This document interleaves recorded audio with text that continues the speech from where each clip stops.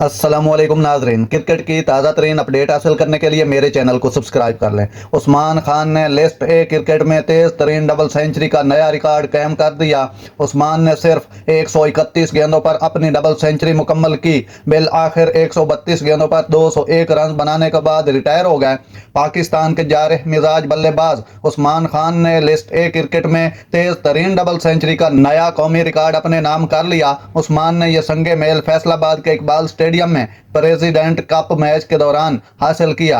SNGPL के खिलाफ Ishal associates की जानिब से खेलते हुए उन्होंने सिर्फ 131 गेंदों पर अपनी डबल सेंचुरी मुकम्मल की। आखिरकार 132 गेंदों पर 201 रन बनाने के बाद रिटायर हुए। ये नया रिकॉर्ड शर्जील खान के कायम करदा पिछले नंबर को पीछे छोड़ गया है, जिन्होंने 2022 में खैबर पख्तूनख्वा के खिलाफ सिंध की नुमाइंदगी करते हुए 133 गेंदों में अपनी डबल सेंचुरी मुकम्मल की थी।